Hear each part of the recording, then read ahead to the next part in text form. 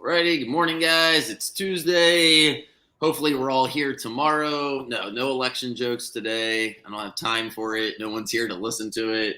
JMart's going to break down the battleground states for us and the likely. No. Bucks Chiefs last night.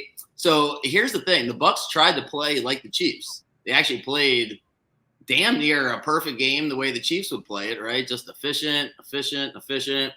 And then they decide not to go for a 2-point conversion at the end of the game. Like, come on. First of all, we're here for it to be entertained, number one. Go for two. Second of all, what are we doing? Like, there's only a handful of scenarios where there's not an option. You just have to go for two. And one of them is on the road against Patrick Mahomes. You just have to go for two. They don't do it. And, of course, Mahomes goes down the field. And DeAndre Hopkins is one of the 10 best receivers. So it's very depressing as a Ravens fan or anybody else who thinks their team's going to win the Super Bowl because the Chiefs get it done. But, yeah, that was my takeaway is the Bucks are good. I think the Bucks are going to get – I've been saying this for a few weeks. I think they're going to make the playoffs. I was really impressed by them. I didn't get my two prop bets because they decided to feature Kate Otten all night long. But regardless, Bucks look good, but very disappointing they didn't go for two. Chiefs are the Chiefs. That's my takeaway there. JMart, what's up, man? Good afternoon. No college today, right? No school for you? No, I had school. I have school. They give us 1 day for fall break. We get a Friday off. They give us time to drive down to Florida. So, and election. Yeah, no. Yeah, they don't care. they don't care. They don't care. So, all right. So you're here. Yeah, and I thought the takeaway last night is the Bucks played pretty damn good, but you got to go for two, right? Or do you see it a different way? No, I mean, your best option out there is Kate Otten. So that's a tight end. That's a big body to have in the end zone. The other two best options are Rashad White and Bucky Irving. So you have your three best options are guys that are really good at either catching passes in the end zone or running it in the end zone. And you're playing a Chiefs team that you just kind of know they're going to win the coin flip. They're going to get the ball. Right. They're going to have just the perfect drive and take all the time off the clock and just beat you that way. I mean, you have Baker Mayfield. It feels like one of those situations where he just finds a way to score, win the game. They needed a win really bad. That felt like their best chance of getting one. What do you think the logic is? Is it just a defensive coach that – because I hate calling people stupid. Like, you can't become a head coach of the NFL if you're just dumb. Like, so that's not a thing.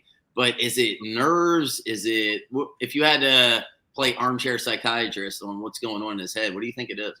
I think it's the idea that we've hung with them for 4 quarters. We can hang with them again in overtime. But it just feels a little arrogant because, like, yeah, you guys looked great. The Bucks looked phenomenal. You got a really good Baker Mayfield game. But there's so much – it literally comes down to a coin toss now because you know if they get the ball, they're going to score. You know if you get the ball, you're probably going to score because, like, Baker Mayfield will probably just do that. I think just take the two, go for two. They were, 3-5 going into the game, 3-4. They're 4-4 actually. So, 4-4. So you need the win. The Falcons went and got a win. Like, this is the team you're chasing down. It's worth a risk. It's always worth a risk.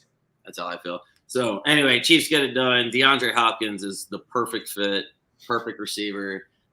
So yeah, I went around the league the league yesterday, but because that Ravens game's on at 1:00, it's hard for me to I basically have to circle back and rewatch a lot of these games. So I want to go through a couple of things, but let's start with some of the headlines here, which is, I guess, it's not my fault the Saints coach got fired, but I suggested he get fired. Seems like a great guy. I read a lot of the media that covered him.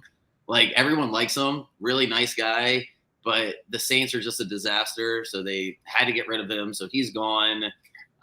Typically, I think that a team bounces back when they lose their coach. I don't know if that happens with this because the Saints players seem to really like Dennis Allen. They play your Falcons this week. It's always weird when you guys play each other. What's your take on the Saints franchise? We're not going to spend more than a couple minutes on it, but that's the second domino to fall as the Jets head coach was fired a few weeks ago. What'd you make of that news? Well, if you looked at all the tweets coming out, it just was clear that locker room is like about as dysfunctional as it gets. You have Michael Thomas just going around New Orleans, videoing random people, asking them how much they hate Derek Carr. It's a terrible look. You have Cam Jordan apologizing on Twitter for losing to the Panthers, who they have the same record as. So it's really not that big of a deal of a loss. Like, you're the same level at this point. Right. They just gotta kind of forget this season. Just hope this season. Just hope you get do do you rebuild with Rattler, or do you just say screw it, we just draft a quarterback? You got to draft a quarterback. I mean, Rattler might be fine. It might take him a couple years. Maybe he ends up being a decent like fringe starter, but I don't think he's the answer. Derek Carr's definitely not the What is answer. Derek Carr's trajectory? Does he ever get to be the starting quarterback of another team? I can see like a Marcus Mariota path where like maybe there's a team that's like rebuilding, like when the Falcons in I think 2020, where Mariota got a couple starts to start the season off because they just kind of didn't have a guy. There wasn't a good quarterback in the draft class. He could maybe get a chance there, maybe a career revitalization like Joe Flacco was able to have, but Don't you dare put Derek Carr in that same. So Dennis Allen's a great lesson in life to be choose your friends wisely. In this case, choose your quarterback wisely. So Dennis Allen's first stint as a head coach was in Oakland. It's like, all right, I'm going with Derek Carr, and he's like 8-29. Sean Payton says, you know what, you can come back to New Orleans, you can be my defensive coordinator. Does a great job to the point they promise him the head coaching job. So he's like, all right, I won't even interview anywhere else. All right, I get the job. Who should be my quarterback? Oh, I know, Derek Carr. And it's like, that's why I got fired, because by all accounts, he chose Derek Carr, and nobody likes Derek Carr. Like, nobody. I don't like Derek. I don't know if his family, like, he is so bad. He's a nightmare of a quarterback. I hate people that have too high of opinion of themselves. Like, when it's just like, dude, you're just not that guy. And he makes throws all the time where it's like, you're just not that guy. So Derek Carr's done. Dak is gone for a few weeks. Are the Cowboys done? What do we do? You got to watch most of that game, if not all of it, as the Falcons really just dominated Dallas. What was your takeaway there from the Cowboys? Are they finished? Is there some life there? What do you think? if you're letting the Falcons pass rush get to you consistently, you have a problem. You have a really big issue because the Falcons do not have a good pass rush. It's been a problem all year. And they got there a lot. Like Dak just got kind of beat up. Dak clearly got beat up. And I think him leaving, if I were the Cowboys, I just tried Trey Lance. Like, what's the worst that can happen? Cooper Rush definitely won't be the franchise quarterback. Trey Lance was technically a top 5 pick, so there is maybe you could see some potential there. I don't know if that's what Jerry Jones is going to do because he's Jerry Jones, but I think you just maybe try it. I think he'll have a hard time committing to losing, and that's going to be a big problem here. And I think this is a year where they might just have to try stuff out. There's still a lot of talent on offense. You can draft a good player. They could bounce back next year. Yeah, they're not going to – I don't think they re-signed Dak at this point. I don't know what they're going to do. I don't know what they're going to do. I think Dak's one of those quarterbacks that if he wasn't on the Cowboys, he'd be loved by a lot of people because his game style is like objectively kind of fun to watch. He throws a lot, throws a good amount of picks, throws a good amount of touchdowns. If he was on like a lower level team, I think the community would like him a lot more. Unfortunately, he's on the Cowboys. And you see it this year. The main takeaway halfway through the year for me is, even though I don't like the Eagles and the Ravens invested in 2 players that a lot of the NFL, if not every team, could have had. And that's the difference right now for both of those teams. The Eagles, Barkley is single-handedly saving the Eagles. Like, they wouldn't be able to have an efficient offense without him. He is absolutely amazing. Giants didn't want him. Giants suck. And the Cowboys, I don't know if they were in the market for him, but they were certainly in the market for the Derrick Henry sweepstakes. We don't need to talk about how effective Derrick Henry is. He's amazing. And the Cowboys don't have that. If you can't run the football, I was saying it before the year, the way football has changed now is over the past couple of years, it's a lot of dink and dunk, dink and dunk, dink and dunk. Well, defensive coordinators are now ready to go with that, and they're adjusting, and guys are a little bit smaller out on the field. So that power running game is being revitalized. You're seeing a lot of running of the football. The Chiefs in particular last night, they're the best team in football. They just stay ahead of the downs. 2nd and 7, 3rd and 4. You stop Mahomes on 3rd and 4. I don't know how to do it. It's so annoying. It's frustrating. But he gets in the 3rd and 4. And that's what Jordan Love was not able to do. So let's go to the Packers and the Lions. Jordan Love can't do what these high-level quarterbacks are doing right now. He's not making 3rd and 4 plays. Everything has to be a home run, and then he's forcing it. Packers lose to the Lions. We don't have to keep talking about how great the Lions are. Let's kind of leave that alone. Everybody's doing that. What do we make of the Packers? It feels like they're doing the same thing they did last year, where one week they're amazing, the next week they look terrible. I thought for sure they were going to play much better last week at home against the Lions. They didn't. just the one-off, it's the Lions, or some deeper problems there with the Packers? What's your takeaway? I think the Packers are fine. I think they'll make the playoffs. And then, like you say, like they can go on runs, have those weeks where they look like the best team. I think it is a Jordan Love issue. I do think the decision making can be really, really bad sometimes, and it can be really hard to watch. And I think we saw a lot of that against the Lions. Pick six right before half is never good, especially when it's a one possession game, and then you went and made it 10 times worse for yourself. And as soon as that pick six happened, everyone knew they were going to lose the game. It's And like that was when Brian Branch was knocked out of the game. He was ejected out of the game. He's their best player without Hutchinson, right? Or Anzalone. It'd be one of those two. But the white middle linebacker. Yeah. But like I think you have Josh Jacobs. He's been really good for you. Jaden Reed's taken a big step forward. Romeo Doubs has also looked like sneaky great this year. And they're so deep at wide receiver. I think they can figure it out. It's fair to maybe speculate that Jordan Love's still dealing with some kind of injury. He might have a little something holding him back. Might not be 100%, but at the end of the day, if you're playing games, you're responsible for what you do. He hasn't looked the best. I think there is a distinct gap between like the Lions and the Packers and the Vikings. Do you have a takeaway on Brady announcing the games? Have you listened to him enough? I don't like it. I don't like Tom Brady. So like at the end of the day, like he was gonna need to do a lot for me. I just don't like his voice. I'm gonna be honest. What's your favorite broadcast out of all of them? I like Thursday Night Football. I know a lot of people don't like Thursday Night Football. I like Kirk and Michaels. Yeah, I really like them. I know people don't like Michaels. They think he sounds old. He doesn't sound. I like Collinsworth as my favorite. I like him too. People hate Collinsworth as well. I don't get it. He's at least entertaining. Yeah, like he's really into the games, and like you got to appreciate that. But yeah, I like Collinsworth a lot. The Brady thing is, he'll be the best. Just give him a couple of years. Like that's how I feel with him, because it's almost like he's trying too hard. But I was listening to some people review his performance against the Lions, and I did. It's a little like he's performing, and remind you not to go political here, but the best interviews for politicians or political pundits are the ones where they're going to say whatever they want, even if you don't agree with it. It's just from an entertainment value. Like I don't want to know what you're about to say. Brady is like a Hallmark card, and it's like I know exactly what he's going to say. So I didn't think he did a great job there. Let's go to the Bears, Cardinals. Your Bears are falling apart. That's interesting, but I'd rather focus more so on the Cardinals right this second, because this is now everybody loves the Cardinals, right? Like this is how the NFL works. It's like, I guess the Cardinals are good. It's like, I don't know. They're going to play the Jets this week. I had the Cardinals yesterday or Sunday, but I thought that was mainly because your Bears are just PTSD from that Commanders game. Now they go all the way to the West Coast. Eberflus has to go, in my opinion. You're a diehard Bears fan. Go for it. What are your thoughts there with Chicago? Eberflus will be the one that gets punished for this, but it's not his fault. This is Shane Waldron. This is the worst offensive coordinator in football, who was terrible in Seattle and is being terrible in Chicago. I don't get it.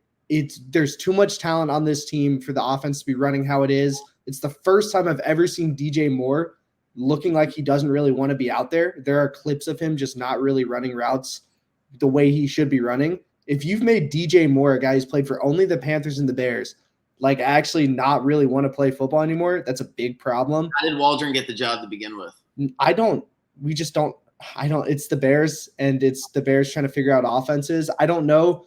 I kind of felt like he was going to be out of the league after Seattle, and he wasn't, and the Bears just gave him an offer. Maybe a better question is, how did Eberflus get the job to begin with? Defensive coaching. The GM wanted a good defensive coach. I think the mindset back then, and it still works pretty well, is get a good defensive coach, get a good quarterback, hope that you get a good enough offensive coordinator that can develop the quarterback. That quarterback was Justin Fields, and they didn't get a coordinator to develop him.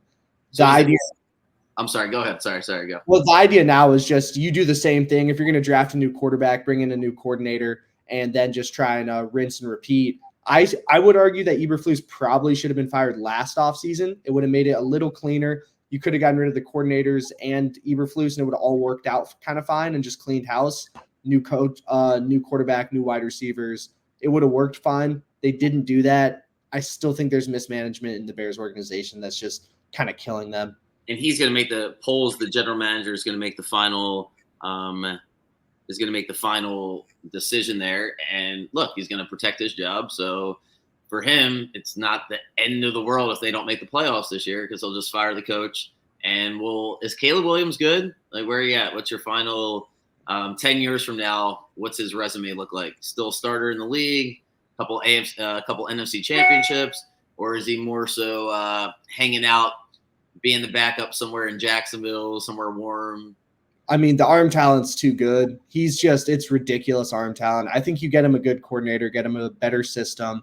The Bears built the offense the wrong way. They built skill positions out before even starting to look at the offensive line. It is Ryan Poles. He won't be the one that takes the blame for this, but it's fully his fault. I don't really know if he knew what his plan was with the offense. I think he just kind of like DJ Moore fell into his lap and he just decided to go from there.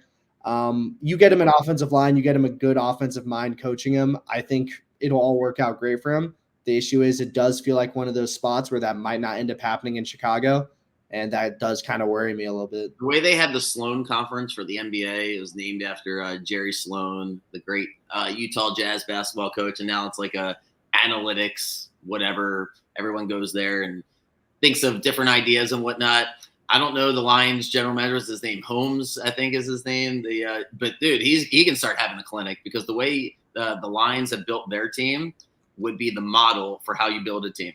You take a middle to average quarterback that's efficient, and you build everything else around them. If you think you're going to get the Hall of Fame quarterback and then build it out that way, it just doesn't work. You build it out the right way. What the Lions have done is way different than what the Bears have done.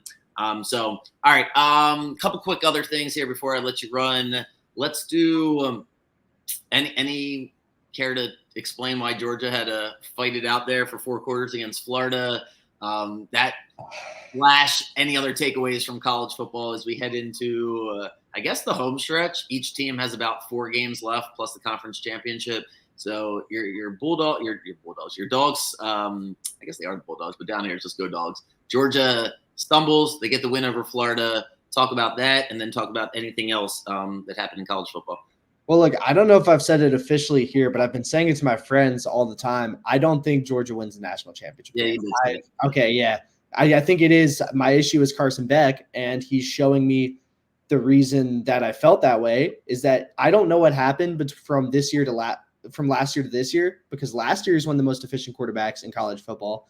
I think they've kind of taken the safety strap off and said throw the ball more, and now he just can't put a ball in the spot. The decision-making's bad. He feels nervy at the beginning of every game. He feels nervous every single start of every single game now.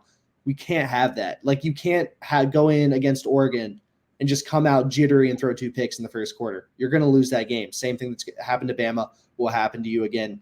We're lucky that it was Florida. We're really lucky Florida's quarterback got hurt, because if CJ Lagway plays that game, they do probably lose.